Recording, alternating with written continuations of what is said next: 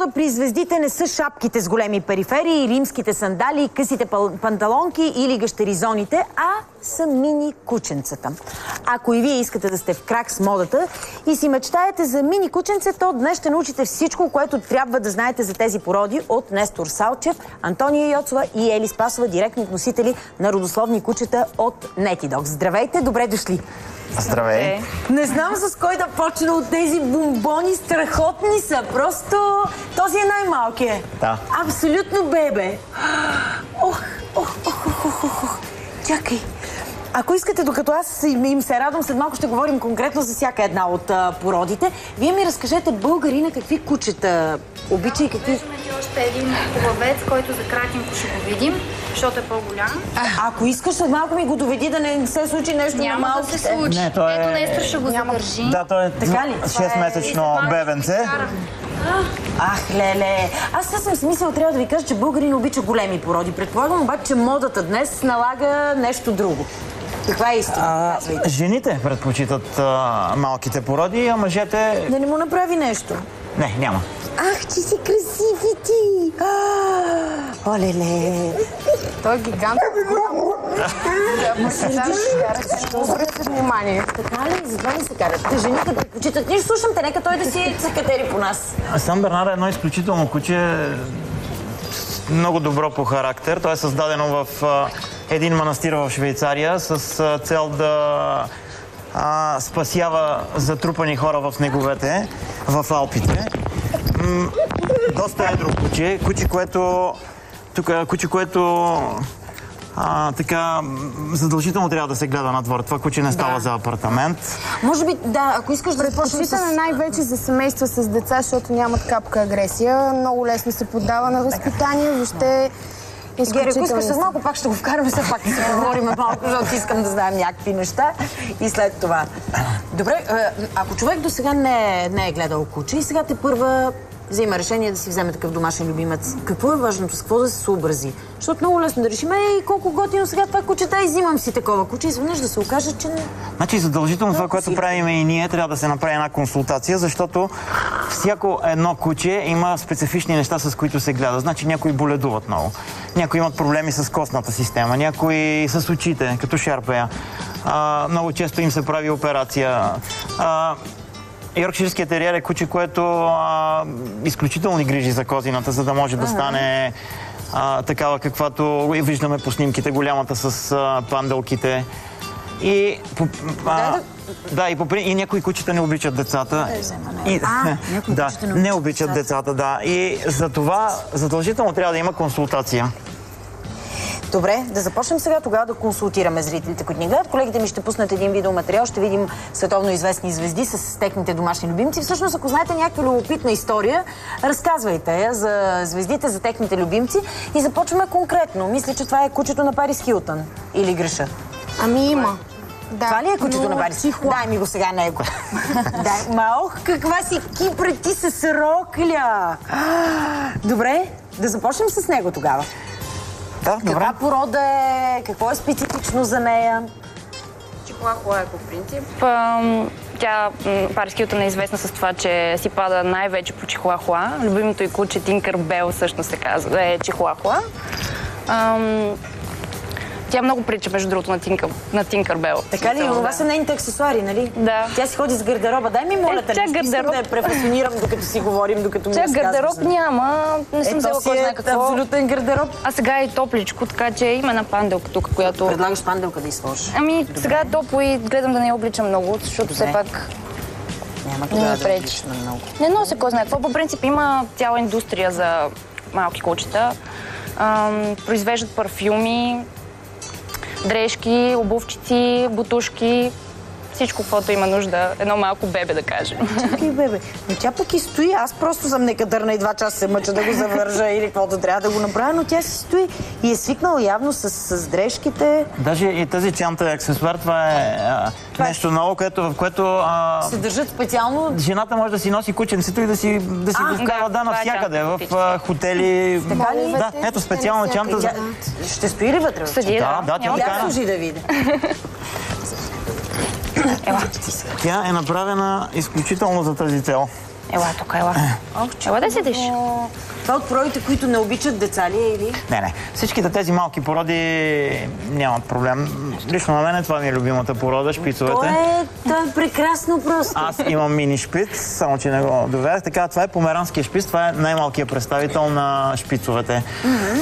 Значи тук веднага обаче трябва да уточниме, че тези кучета са рядкост в България и тук отново се опира момента до консултацията, защото няма такива кучета и за да не си купат някой, който после да стане мутант. Гигант, да ги южа, че е някакъв мини шпиц. Да, някой, който е живял около Чернобил, примерно. Да. Затова трябва да се консултират. Много малко са кучетата и са много скъпи. Померанския шпиц, значи всички трябва да знаят, че померанския шпиц е изключително скъпо куче. Ние даже вчера се свързахме с един развъдник в Русия. И сме вече в много приятелски отношения, но трябва да го знаят всичките, че цената на померана започва от 2000 евро. Няма такива кучета, защото има някакви смешни реклами, померански шпиц за 500 лева, просто е невъзможно. Всеки, значи, трябва да провери в чуждите сайтове, да види каква е цената и да се сети, че за 500 лева просто няма как да се купи померански шпиц. Колко голям става? Около 2,5 кг, като порасне.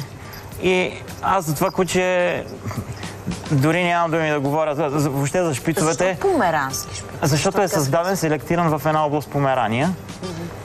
И това е най-малкият представител на мини шпицовете. След това е мини шпица. Джудже също още се нарича. Цверк шпиц. Да. След това е мини шпиц, такъв какъвто имам аз. Той вече стига до 4 кг. След това е средния шпиц, който е до 7 кг. И вол шпица е най-големия шпиц. Добре, има ли различна окраска и двете породи, за които говорихме до момента? За него ще говорим след маничко. Или нея всъщност. Нея. Да. Има ли различни окраски? Могат да изглеждат по различен... Значи померанските шпицове също трябва да се знае, че много рядко се появява, се ражда бял померански шпиц. Тогава цената е космическа. Много рядко се появява. Може да е такъв кафяв, може да е черен, може да е много други цветове. Да, партикулър, но бял много рядко. Значи това, което е бяло и което се предлага, е повече мини шпиц. Да. Мини шпицовете също има от мини шпиц до мини шпиц има разлика. Значи който иска от померани или мини шпиц, от тези, които са в чуждите сайтове, трябва да знае, че това са много висок клас кучета и това, което казах, цената им е много висока. Чакай се, няколко пъти кажеш тези, които са в чуждите сайтове. Какво значи? Можем да си поръчаме при вас куче, което сме харесали в някой сайт, така ли? Да, може да го внесеме. Значи всичко опира до това, кой с какви финансови възможности разполага. Много често ни се обаждат хора. Ние ги убеждаваме да си купуват кучета с родословие, защото единствената гаранция... Толкова пари си купиш такова куче да следиш за това, то това е... Не, има и кучета, които може да са без родословие не може да задължиме всички да дават толкова много пари. В днешно време изключително трудно е, както някои си мислят, всичките кучета да бъдат с родословие. Няма кой да даде толкова пари, защото те са много скъпи кучета. Но такива породи, като тези малките, пък те задължително трябва да бъдат с родословие, защото единствената гаранция, там се знае бащи, майки, баби, дядовци, награди по изложби и така нататък. Единствената гаранция това е родословието. И за чихуато, за мини йоркширския териер, за померанския шпиц, просто... Искам на чихуато да погледна аз тази чанта. Какво си донесла, не поиска да ми покажеш, но аз виждам колко много неща има и всички са свързани с... Това е за да го почесваш по-скоро, защото той няма дълга козина. Добре, това играчки ли са? Има парфюм, нали? Парфюм има. Той е специално за кучета. Има доста, да. В смисъл за женски кучета. Не. Стига, бе. Това е наградка. Да, наградка, като се държи добре. С това се играе добре. Има каищица. Всякакви каищици, различни цветове, с камъни по него, роклички. Всичко си има. Сега сигурно ще ви е любопитно, за малко прекъсваме. Ще чуете кои са всъщност зодиите, които най-държат да имат куче и другите пък какви домашни любимци държат да имат. И се връщам да продължим разговора. Оксанка, бързо ела да ми кажеш. Представителите на кои зодии са любители на кучетата като домашен любимец? Девите много обичат кучета. Девите? И девите по принцип обичат домашни любимци и се грижат за тях най-добре. Лъвовете също, за лъвовете трябва да е наистина нещо така по-царско. Водолейците обичат... По-царско имаш предвид по-голямо куче или по-скъпо куче? По-скъпо куче. За лъвът царското е скъпото куче. Да. Везните нещо, ето такива с аксесуари, една везна много ще го харесва. Какви зодии сте вие? Аз съм Овен. Скорпион. Риби. Видя ли? Овен, Скорпион, Риби, сега ако кажеш, че трябва котки да имат и ще ме... Не. Няма чак толкова голяма зависимост между зодии и животни. А от психологическа гледна точка, кои хората, които искат да имат домашни любимци и защо големите звезди почти винаги имат кучета? Знаеш, че... Куче е приятел, силно на приятел. Там, където липсват истински приятели или има дефицит, тези хора ще се стремят към куче. На които им липсват нежност, те по-скоро ще изберат котка, да я гушкат. Да. Аз сещам, че единственият конфликт, който са имали Брат Пит и Дженифър Анистън, когато са разделяли, е бил свързан с раздялата на кучетата. Те не са имали деца. И хора, които нямат деца и имат домашен любимец, те се отнасят към него. Дори и които имат деца, всъщност, към домашния любимец се отнасят като към дете. Така че е нормално да имат сериозен конфликт, кой да го вземе кучето. Добре, миличко, какво ще ни кажеш за днес бързо? Така, днес Луната също е в лъв, както и вчера. Има доста напрегнати аспекти, опозиция, квадратури. Малко напрегнат днешния ден. За овните е важно да покажат на хората, на които държат, че ги обичат, че се грижат за тях, да покажат интерес към това, което е важно за техните любими хора. Телците да се погрижат за сигурността си, за материалната стабилност и за душевния си комфорт. Да. Добре да огледат проекти, с които се занимават и да се откажат от тези, които не им носят печалба.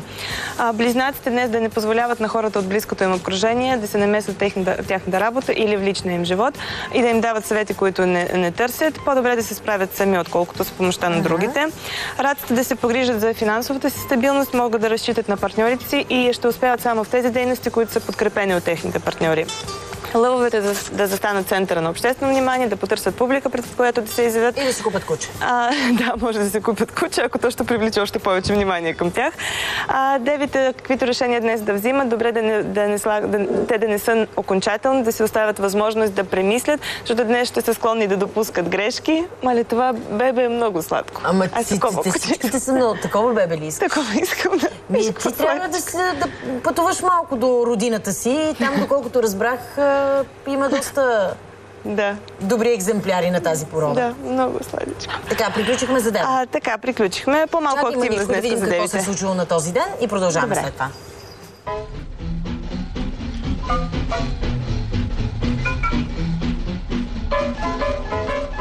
На 26 юни 1963 година американският президент Джон Кенеди изнася една от паметните си речи в Берлин, докато изказва солидарността на Америка към гражданите на Западна Германия.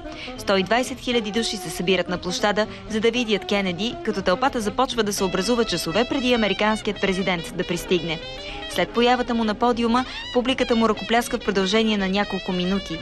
Президентът току-що се връщал от посещение на Берлинската стена, където през тесен отвор бил наблюдаван от източно-германците от другата страна на стената, които не можели дори да му помахат заради засиленото присъствие на източно-германската народна полиция. Кенеди казал: "Всички хора, без значение от коя страна на Берлин живеят, са свободни хора и съм горд да ви кажа Ich bin ein Berliner." Кенеди измисля фразата в последния момент, както и идеята да я изрече на немски. Той иска от преводача си Робърт Локнер да преведе "Аз съм берлинчанин". Той продължил с думите: "Пред свободата има много трудности и демокрацията не е перфектна, но никога не ни се налагало да държим хората в страната им, оградени със стена." От този ден нататък площадът пред градската зала е наречен Джон Ф. Кенеди плац. До събарянето на Берлинската стена през 1989 година, в опит да преминат от източна към Западна Германия, загиват около 200 граждани на Германската демократична република. Виж колко е сладко. Направо, не знам, искам ги всичките. Аз като кучета и умирам. Не, че не обичам и котки, но това е погледни какви са бомбонести. Давай бързо, че искам да си говоря още. Така, да. Везните днес има опасност да развалят отношенията с някой приятел, защото приятел ще иска да им помогнат, но няма да успеят. Затова везните днес да не разчитат на приятелите си, а сами да се оправят с проблемите си, ако има такива.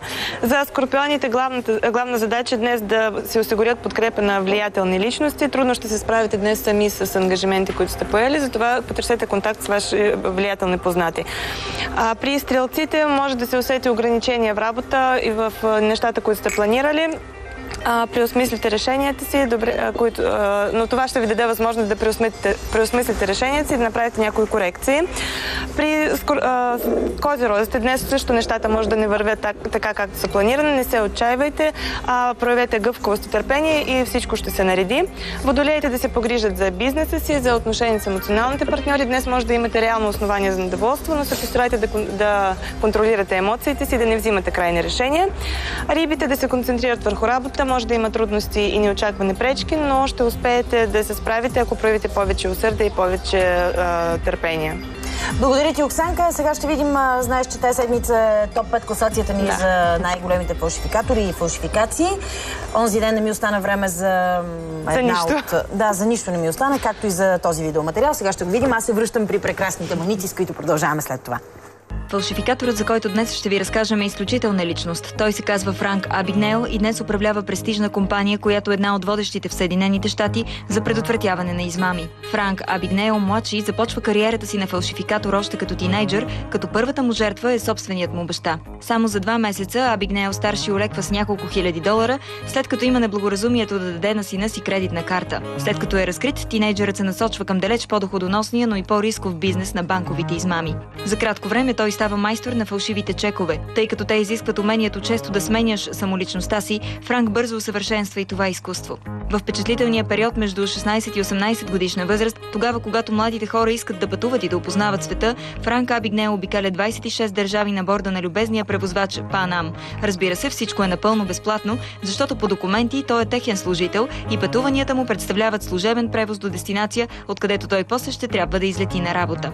За известно време Франк Абигнейл се подвизава като лекар и адвокат, преди да бъде заловен на 21 годишна възраст. Служител на Air France разпознава лицето му от постерите за издирване. Само фалшивите му чекове са на стойност 2,5 милиона долара. Франк излежава присъди в 3 държави, преди да бъде освободен от американски затвор след 5 години. Той се договаря с ФБР да работи безплатно в техния отдел за борба с измамите. Днес господин Абигнейл е законен милионер благодарение на своята компания, чието основен клиент е американското правителство. Той е редовен лектор в Академията на ФБР и неговите клонове по света. Франк Абигнейл е един от малкото, ако не е единственият фалшификатор в историята, който се е разплатил до стотинка на всички жертви на своите измами. Сега е време за малко пари. 300 лева са тук и могат да бъдат във вашите ръце съвсем скоро, без да има нищо фалшиво и без да има никакъв риск. Всеки момент ще се свържем с някой от вас, който е успял да стане 10-ти. Ето го и него да разберем кой е той.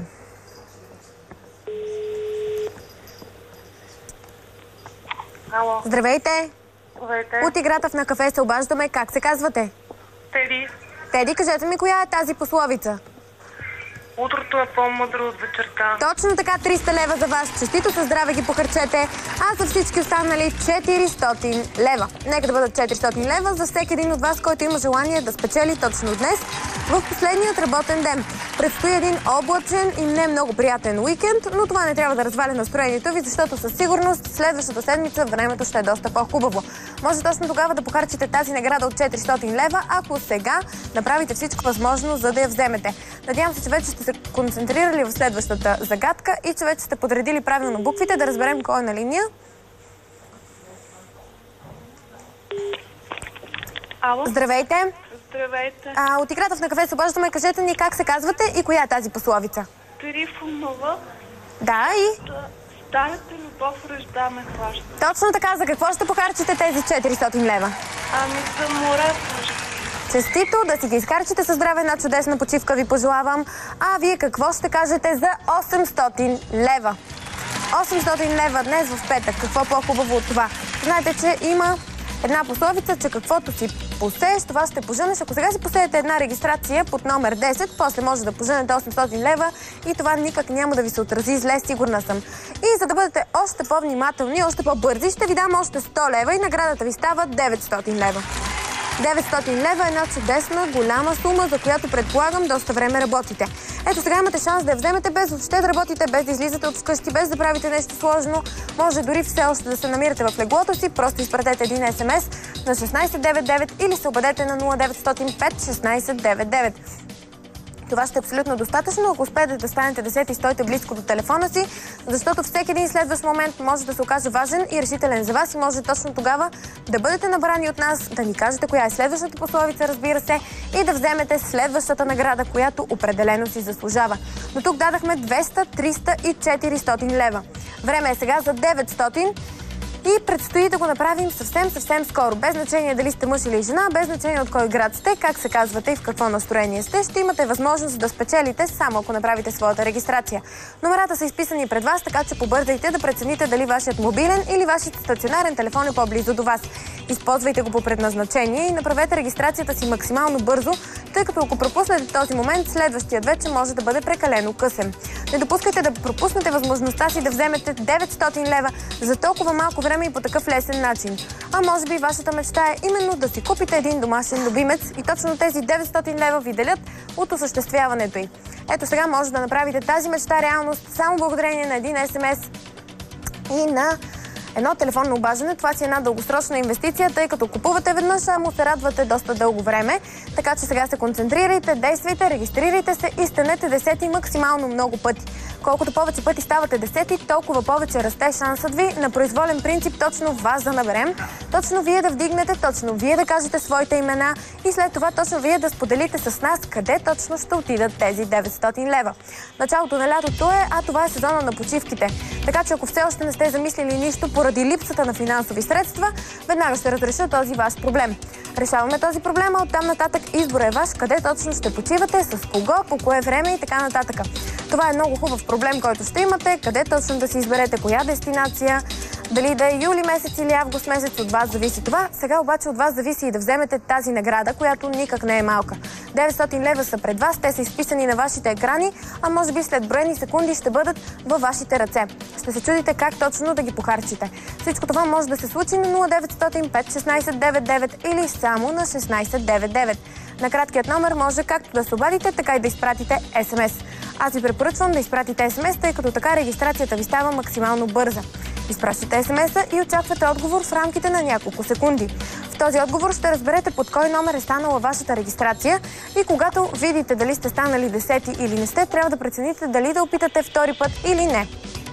Пожелавам ви, разбира се, от първия си опит да станете 10 и сега ви оставям да се регистрирате, докато гледате гала.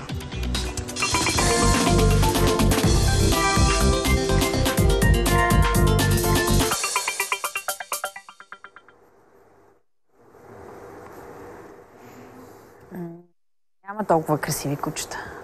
Гледам ги през цялото време как си играят, какво правят. Много са красиви. Стигнахме обаче. Чакай, избягаха. Колеги, върнете ги обратно при нас. Стигнахме обаче до тази красавица. Казвай ми сега за нея. Каква порода е? Трудна ли е за гледане? Значи йоркширски териер, много предпочитана порода, особено от дамите, но много трудна за поддръжка, особено с козината. Защо? Кое е трудно? Трябва да се реши непрекъснато. Това се говори, това е единствената порода, която козината, косама, е близък по структура на човешкия косъм. Препоръчва се за хора, които имат астма, деца, проблеми с дишането, алергии. Не си сменят козината, тъй като нямат подкосъм. Това е като цяло, характерно. Въпреки това има прилича на човешкия косъм, но има специална козметика за тях. Специална козметика, да. Не е хубаво да се ползва козметика за хора, смисъл нашите човешките шампуани, балсами. Единствено кристали за коса. Може да се ползват за нейната козина, за да не се къдри и да има повече блясък. Това вече са си груминг. Да. Скоро показвахме при нас постригване на кучета. Мари имахме. Кажете ми, чувала съм, че тези малки породи са доста капризни и трудни за гледане. Вярно ли е? Ами не само за гледане. Значи ние затова имаме и ветеринарна клиника, за да може, когато се купи кучето, веднага се минава през ветеринарната клиника на преглед и вече там се получава един инструктаж. Това, което направихме в момента вече, даже може да се направят и тестове за болестите, които е възможно да ги имат. Това са паровироза, гана, хепатит, едни болести, които са опасни. И много ценно нещо е това, което го направихме, този инструктаж при нас за храненето, в ветеринарната клиника прегледа и всъщност да се установи дали е носител на някаква болест.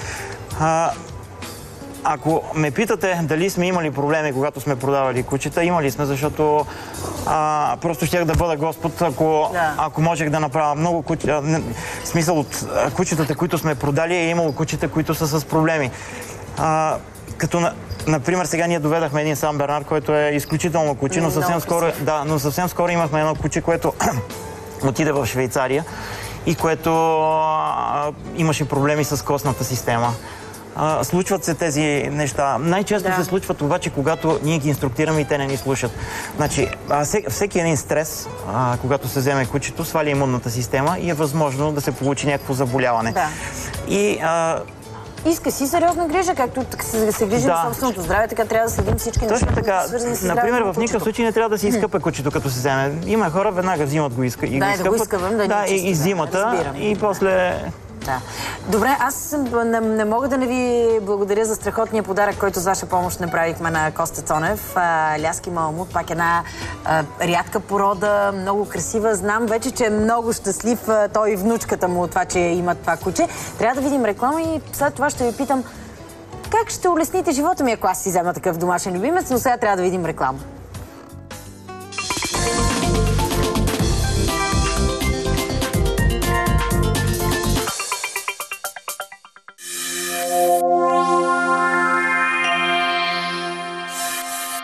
Иновация от Гарниер. Цялата сила на бамбука в боя за коса за поразителен блясък. Гарниер създаде Herba Shine. Първата 10-минутна боя за коса с бамбукови екстракти, която заздравява косата. Само за 10 минути ще постигнете невероятно блестящ цвят. Край на белите коси, край на амоняка. За по-блестящ и неустоим цвят. Иновация. Гарниер Herba Shine. Погрижи се за себе си. Гарниер.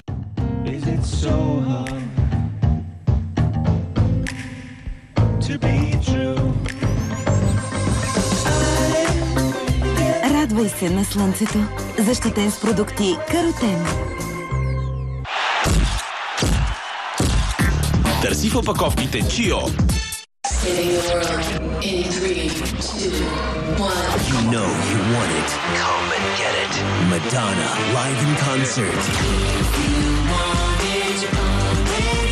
Sticky and Sweet Tour. Твоят шанс да видиш Мадона на живо с Чио и много други награди. Търси печелившия талон в опаковките на Чио. Чио, спонсор на концерта на Мадона. Чио, share the pleasure.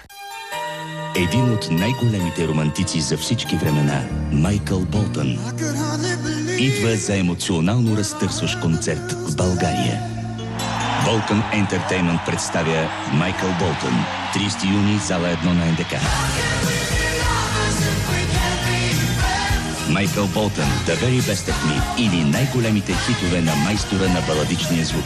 Билети в мрежата на Eventim.bg, Ticketstream.bg и билетен център НДК.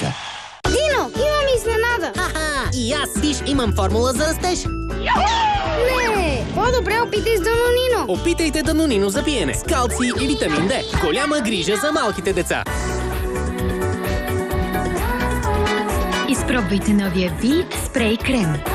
Изключително удобен при нанасяне. С хидратиращ комплекс, който прави кожата нежна на допир. Вит – усещане за красота. С прекрасни крака спечели новия Opel Corsa. Потърси условията за участие в играта в големите търговски обекти или на fit.bg и може да спечелиш нов Opel Corsa, удобен и стилен автомобил. Специално за теб.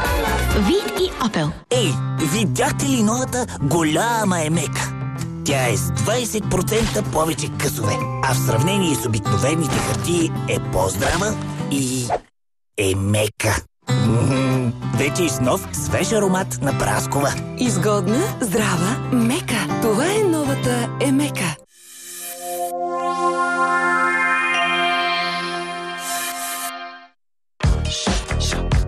Тази вечер може малко да боли. Доктор Кадия няма. Поемам някой от задълженията и... Искам орален секс. Щом дойде някой свестен човек, ти искаш да докажеш, че има мозъчно увреждане. Ако това не стане, далакът ти е твой. Супер. Сега всички знаят. Бил беше прав. Има още много влиятелни хора, които не бяха в списъка на Дубако. Чрез нея ще хванем Бауър. Не забравяй, че във всяка война, която си заслужава, загиват невинни. Не ми е лесно да се доверявам. Синко, нуждаеш се от помощ. Не!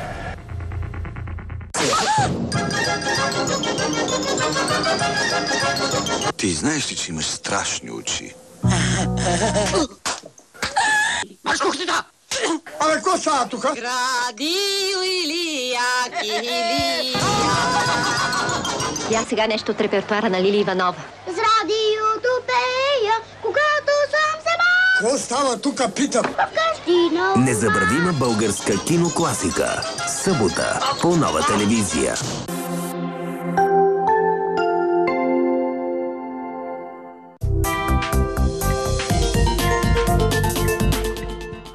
Всички изчезнаха на някъде из студиото. Всеки се... не, ето, прибрахме ги. Тъкмо щях да кажа къде е Померана. Дайте някакъв съвет на хората, които искат да си купят куче. Ти преди маничко ми каза, че това не са модни аксесуари. А предполагам, че... На първо място трябва на това да се обърне внимание, че кучето не е моден аксесуар, не е от днеска за утре. Този моден вид прекрасен. Да, може да изглежда така, обаче в никакъв случай не трябва така да се смята и трябва да се обърне внимание на това дали човек има време да се занимава, той е хранен, отглеждане, да се грижи както трябва, защото не е само за да се постигне този вид на въобще на козина, вече на въобще цялата визия завършваща. И тези малки миниатюрни породи не означават по-малко грижи в никакъв случай. В никакъв случай, да. Точно значи няма значение дали ще тежи 600 грама или 80 килограма. Кучето си изисква грижи, разходки, внимание, време да му се отделя въобще. Много често домашен любимец се взима заради децата в къщата. Кои са най-подходящите породи за деца? Казахме сам Бернара, който изчезна някъде, всички го търкалят, предполагам, някъде из студиото. Най-интересното е, че кучетата се взимат за деца, но после родителите ги гледат. Това е абсолютен факт. И при мен е така. Моите деца поискаха мини шпиц, ще го гледаме, ще се грижиме и край. Няколко дена и това беше.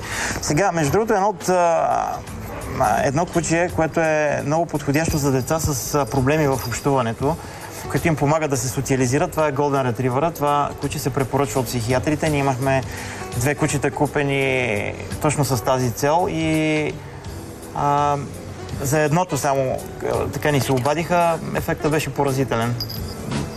Помогна много на детето, така че Golden Retriever също е много подходящо куче за дете. Кажи ми, ето тази малка животинка, как се разхожда? Къде, какво, как я пускаш? Ти ще загубиш сред тревата, като изведеш да се разхожда. Когато е лошо времето, се чувстват много добре и в апартамент или в къщата. Аз моето куче зимата, когато беше кално и сняг, много не го извеждах и то се чувства прекрасно. Значи тези малките кучета в апартамента си се чувстват прекрасно. Има химически туалетни за... Да, има химически.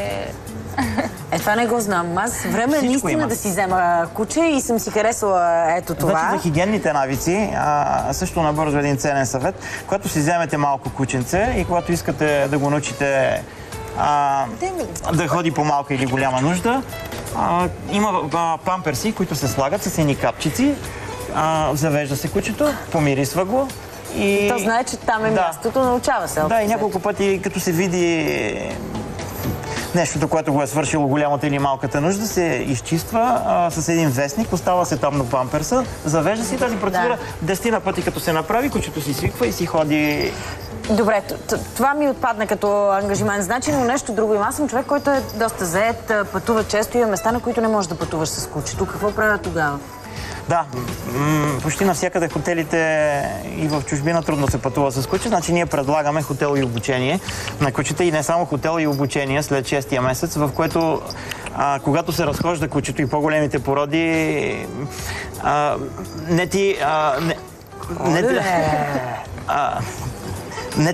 трябва да разхождаш кучето, а не обратното. Да. Така че ние предлагаме хотел и обучение с изключително добри условия. Целогодишно, отопляемо, с камери се наблюдава. Даже всеки един наш клиент, който си остави кучето, през интернет може да си наблюдава кучето с тези камери, които са монтирани навсякъде. Искам да си поговорим допълнително за него. Ще дойдете пак. Още повече, че такива животинки в студиото ми е приятно да виждам. Благодаря ви за това гостуване. Днес ще си говорим много за ексцентричните личности. Какви кучета взимат по-ексцентричните хора? Можеш ли да кажеш някоя така по-ексцентрична порода, подходяща за такива хора? Померана сигурно е такова куче. Померана е куче, което е много скъпо и той е, както и видяхте, всичките го харесаха Померана в студиото. Той е куче, което е харесвано от всички, не само от ексцентричните хора. Померана не е по-скоро за ексцентричните хора. Той е куче, където в момента, в който и да го види, и малки и големи, се влюбва в него. Така че... според мен всеки си има някакви предпочитания и всеки харесва дадена порода куче. Да. Така че ние много публични личности са си купили. Виждайки кучето, то по някакъв начин те вика и така го откриваш. Идвайки при вас, виждайки различни породи, най-вероятно Дичо, например, от Дед Весия има мини шпиц.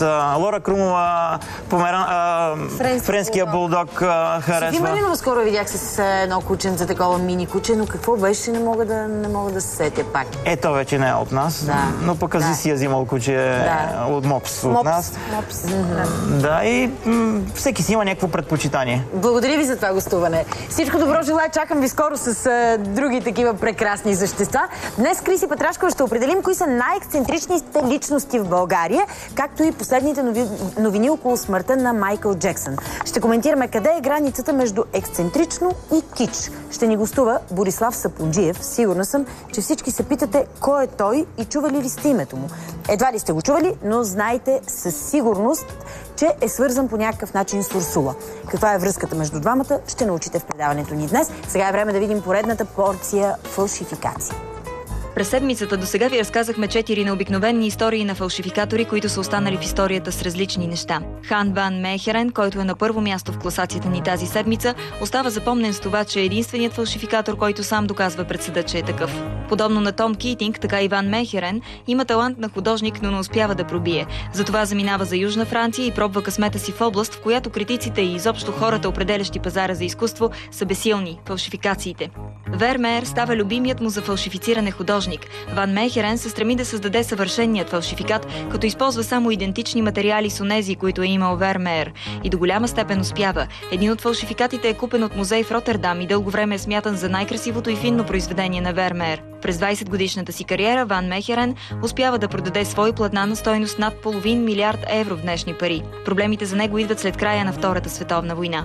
По време на войната богати холандци масово изкупуват холандски произведения на изкуството, за да не попаднат в нацистски ръце. След края и обаче в притежание на Херман Гьоринг, дясната ръка на фюрера, е намерена картина на Вермеер. Разследването води към Хан Ван Мехерен и той е изправен пред обвинение в сътрудничество с нацистския режим и много години в затвора.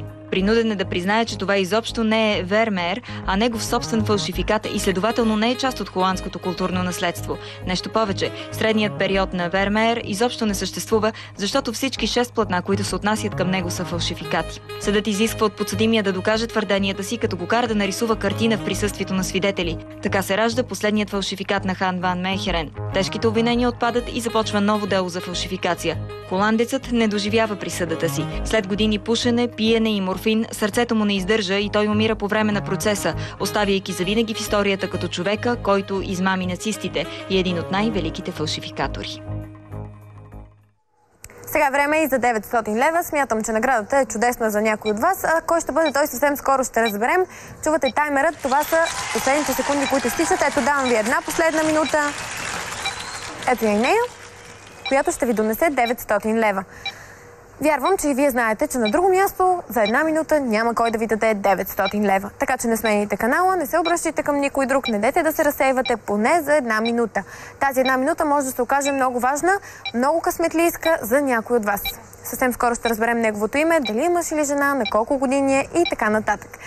Надявам се, че всичко това ще се развие в рамките точно на тези 33 секунди, защото имам още награди и още загадки. Както виждате, днес сме се спрели на пословици. Пословиците са съвсем лесни и съвсем популярни. Другото, което е, че имате всичките им букви. Единствената задача, която съм ви възложила, е просто да подредите буквите и да се опитате да станете 10 чрез своите регистрации. Знаете, че регистрацията ви става под номер от 1 до 10, а за вас е важно поне веднъж да успеете да станете точно 10. 9, 8, 7, 6, 5, 3 секунди, 2, 1. Край. Изтече времето, а сега да разберем кой ще бъде късметлията с тази голяма награда. Добър ден! Здравейте! Добър ден! Как се казвате? Йордан. Кажете ми, коя е тази пословица? Бързата работа срам за майстор. Точно така. За какво ще похарчите цялата тази сума? Не знам. Добре, със здраве си изкарчете за нещо, което много да ви зарадва. Останете на линия, за да разберете как точно да вземете цялата тази награда. 900 лева дадах точно преди секунди, а сега съм готова да ви дам следващите 900. Ето ги тях, отново една голяма сума. Отново сума, за която може би повечето от вас работят месец или повече от месец. Какво ще кажете да вземете тук за няколко минутки? Видяхте как нашия зрител взе 900 лева за една минута. Какво ще кажете вие да вземете 1000 лева за следващата една? Действайте точно сега със своите регистрации, защото времето, което остава, наистина е ограничено.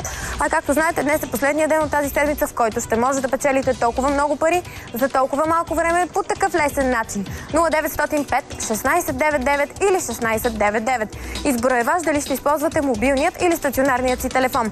Изберете единият от двата, обадете се и слушайте внимателно под кой номер сте се регистрирали. Регистрацията ви ще стане под номер от 1 до 10, а за вас е важно поне веднъж да успеете да станете 10. Знаете, че принципът е такъв, че на произволен принцип. Всъщност избираме един от всички станали 10 благодарение на нашия компютър. Този един ще получи телефонно обаждане от наша страна. Той трябва бързо да вдигне телефона си, за да не пропусне шанса си, тъй като ако дава заето свободно, изключен му е телефона, паднала му е батерията, или пък има някаква друга пречка, няма да го наберем втори път, а ще наберем следващият избран. Затова не пропускайте единственият си шанс и стойте близко до телефона си. Бързо го вдигнете и кажете кой според вас е верният отговор.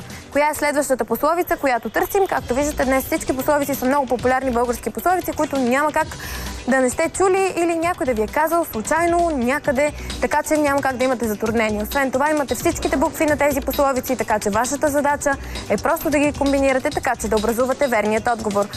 Както виждате, сега даже е по-кратка пословицата, така че трябва съвсем бързо да се справите с нея. Още повече, че наградата е 1000 лева. 1000 лева за един от вас, като може да сте от някой голям град, от някое малко селце, от място, което е близко до София или напротив много далече, може да сте някъде от Черноморието или от съвсем друго място. Няма значение откъде се обаждате, защото за нас важно е да сте станали 10, да знаете верният отговор и да ни го кажете. Оттам нататък аз ви обещавам, че парите ще стигнат до вас. А вие мислете през това време за какво точно смятате да ги похарчите, защото това са цели 1000 лева. Могат да се похарчат по много различни начини, за много различни неща, в зависимост от това какъв е вашият вкус и какво точно ще ви зарадва най-много. 0905 1699 и 1699. Това са вашите важни късметлийски номера, на които трябва да се обадите задължително, ако искате да се докоснете до тази награда. Обадете се от стационарен телефон на дългият номер или от своят мобилен телефон на краткият номер, който е 1699. На краткият може както да се обадите, така и да изпратите СМС. Този СМС може да бъде с празно съдържание. Не е необходимо да пишете абсолютно нищо в него, защото по този начин само ще загубите време. Не пишете имената си, не пишете верният отговор, просто го изпратете с празно съдържание. Аз ви обещавам, че в рамките на няколко секунди ще получите отговор под кой номер става вашата регистрация. Тя става под номер от 1 до 10. Ако станете 2, 3, 5, 4, 8, 9 или друго число различно от 10, няма да имате възможност да бъдете избран и да кажете верния отговор, затова се опитайте да станете 10, а сега ви оставям в компанията на Гала.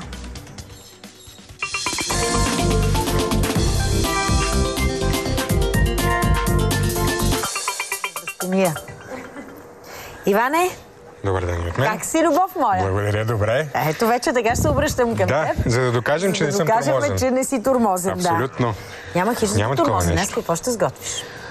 Така аз реших в течение на времето напред да започна да представям рецепти на известни личности. Добре.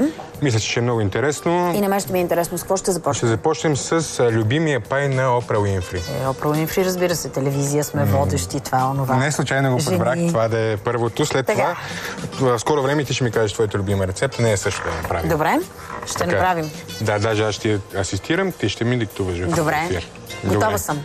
Но аз не знам коя от всичките 123, които имам любими да направим. 64-та. Какво ще правиш? Добре. Скоро някакъв вестник написа, че пиле с розови листенца била любимата ми рецепта. Никой не съм чувала за така, ама щом пишат хората, сега нека да ми е любима. Може би си вадеха изводи от този път, когато си слагаше розови листенца на устните. Да, че обичам да си ги хапам под всякаква форма. Давай сега да приготвим пая на Опра. Значи, най-важното за този пай е нейното пюре.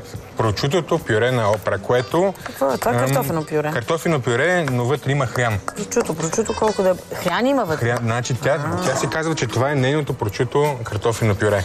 Има хрян и сметана, няма масло. Добре. Значи тя го прави от равно количество обикновени картофи и червените картофи, които са. Аз да го направих с обикновени картофи само, може да го опиташ. Аз си търся лъжичка да го опитам. Да.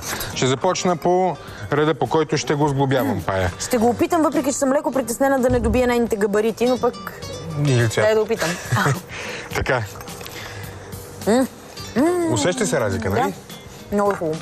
Добре.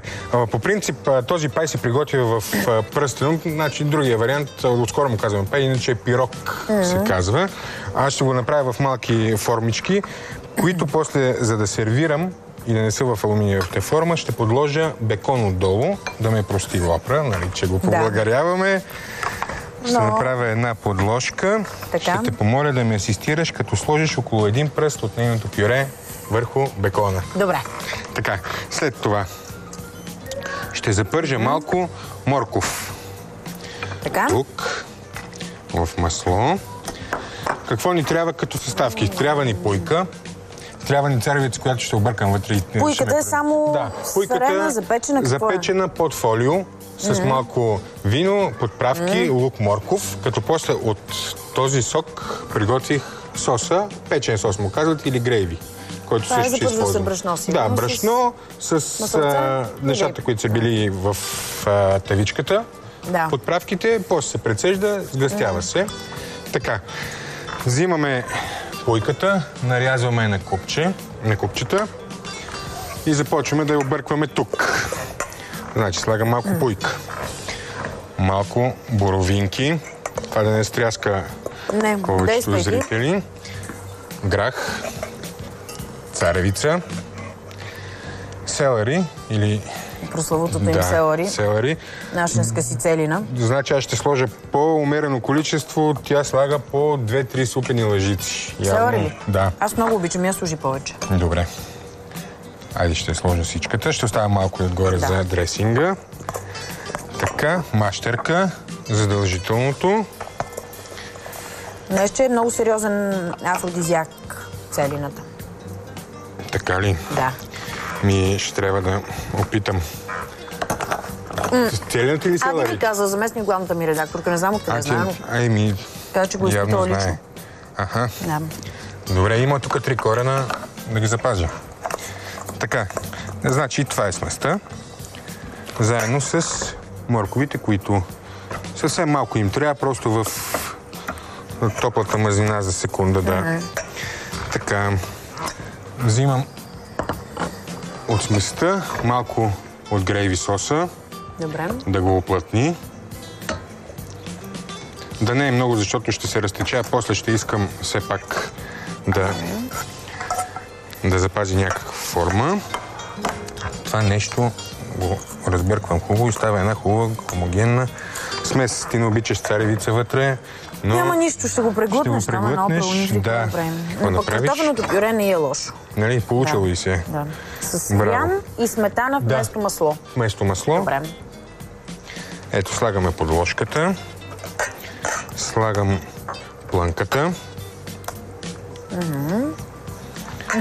Ще подвия така малко бекончето. Отгоре сложим ли пак картофено пюре? Отгоре ще сложим един дресинг, който се състои от разбито яйце, малко хлебчета изпечени, малко царевично брашно, задължително селери. Само гигантските боровинки още не съм разбрала за какво са, но... Вътре са. Вътре ли ги сложа? Аз това не го видях. Ето ги. Те се виждат тук в сместа. Да. Така, много са хубави. Много са хубави, да. Доста са големи за боровинки. Ти каза, че били? Стероидни. Използвали са стероиди явно. Така, това ни е отгоре по хлопачето. Лекичко го слагам. Добре. Така. И това нещо изисква време точно колко, на 180 градуса, точно колкото да се запекат хлебчетата. Прекрасно, слагаме го да запече. Имаме ли готово? Искам да видя как изглежда. Готово. Аз съм го приготвил. 2 готови. Ето ги пайчетата, които с браво. Малко сос. Ще ги... Ай, също ще сложим. Ей, много е хубаво.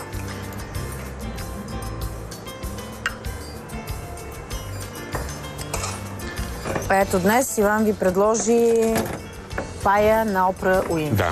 Любимия пуешки пай на Опра Уинфри. Добре, Иване, оставям те, защото имам нещо много важно в момента. Да. Свързано е с здравето на всички ни. Зинеп, при теб ще дойда малко по-късно, защото сега предстои една среща. Напоследък много се говори за свинския грип и евентуална епидемия през лятото.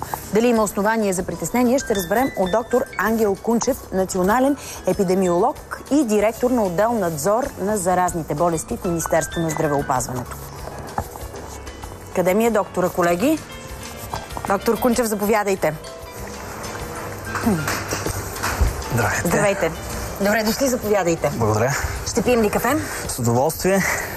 Повода да ви потърсим всъщност са тези нови 2 случая. Да.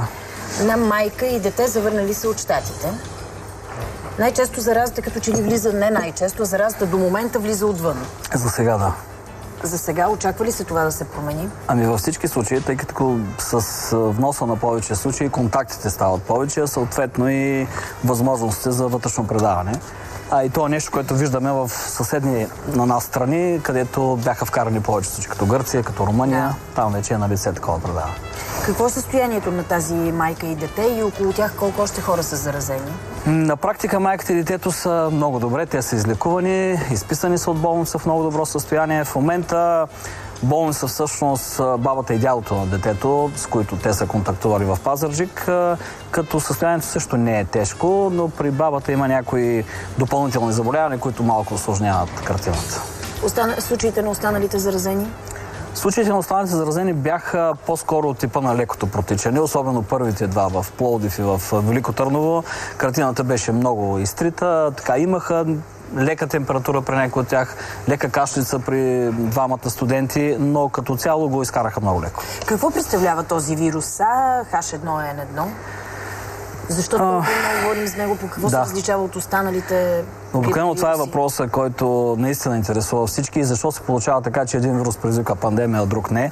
Ами, дължи се на това, че поради генетични не мутации, а комбинации. В него има части и на свински грип, и на птичи грип, и на човешки грип, което го прави много нов за човешката популация. Нямаме имунитет срещу него, което пък му дава възможност да се разпространява бързо и да засяга доста хора. И това се случва, поне в миналия век се е случвало на всеки 20-25 години. Сега периодът доста се удължи. Последната пандемия беше 68 година с така наречения хонконгски грип. И близо 41 година не бяхме свидетели на такъв грип, но ето, че дойде времето за поява на нов щам. И в това няма нищо изненадващо, нищо и чак толкова притеснително. Сега, разбира се, никой не може да каже как ще се развият нещата. Ние трябва да сме готови за възможно най-лошия вариант, но той не е задължителен. Разбира се, че може, ако така протича, както до сегашните случаи, това, че ще бъдат засегнати няколко милиона в света, не е чак толкова страшно. Ние всяка зима, всеки сезон се срещаме с грипна епидемия, различно проявена, понякога с доста висока заболеваемост. Добре, но такива прогнози за пандемия, като че ли се правят за всеки такъв новопоявил се щам. Преди беше за птичия. За птичия, да. А преди това пък за тежки остър респираторен синдром. Ами това е така точно поради това очакване на учените, че този период е твърде дълъг и най-вероятно ще се появи такъв нов щам. Разбира се, нещата при птичия грип бяха малко по-различни. Там основният внос беше от прелетните птици и основната ни цел беше да не позволим прехвърляне от дивите пернати към домашните птици, където пък контактът с хора беше лесен. Тук вече ние затова, ако сте забелязали, не използваме термина свински грип, до някъде за да избегнем връзката с прасета, с консумация, с месо, тъй като няма такава. На практика никой не може да се зарази от консумация на такова месо. Произхода му е свински, от тук нататък той е човешки грипен вирус, който се предава между хората. Колко опасен е? Много труден въпрос. Често ви казвам, като епидемиолог, още на времето, когато като студенти учихме и след това, когато обменяме много информация с колегите от чужбина, има такава една сентенция, че ако има нещо напълно ясно и предвидимо за грипния вирус, то е, че той е тотално непредвидим. Действително, това е вирусът, който непрекъснато се променя, непрекъснато се адаптира към средата и много трудно може да се каже как ще се развие. Добре, предвидимото до сега, като че ли при, може би грешено, като че ли при другите грипни вируси, беше това, че те са обикновено в зимния период. Да. Ние сме в началото на лятото и говориме, че евентуално би могло да има пандемия. Тук вече стигаме точно до характеристиките, които са различни от тези на обикновения сезонен грип. Едната е, че този има потенциал много по-широко да се разпространява, затова е пандемия. Той не е в няколко страни или в континента, на всички континенти. Втората е, че за него няма сезонност. Не е задължително това да се случи в зимния сезон. Да, тогава условията са по-добри и вероятно по-лесно ще се предава, както в момента в Южното полукълбо. В момента, не знам дали знаят зрителите, но темпа на нарастване на случаите е най-голям в Австралия, в Аржентина, в Чили, тъй като там е зимния сезон, когато нормално се разпространява грипа. И третата особеност е хората, които засяга най-много. Както и при предишните пандемии, най-засегната е младежката, младата активна възраст между 20 и 40 години. Това го различава от другия грип, който пък обикновено най-много засяга възрастни хора и малки деца. Смъртни случаи има ли много? Като процент може ли да се каже какъв?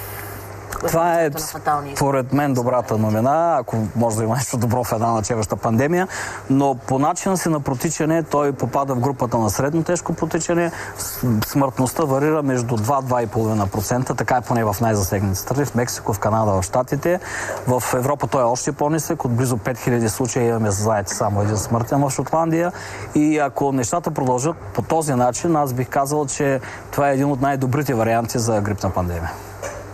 Добре, имаме още въпроси, които искам да задам. Те са свързани с симптомите, с това как трябва да реагират хората още, какво е лечението, ваксина. Очаква ли се, трябва да видим обаче реклама, продължаваме след това.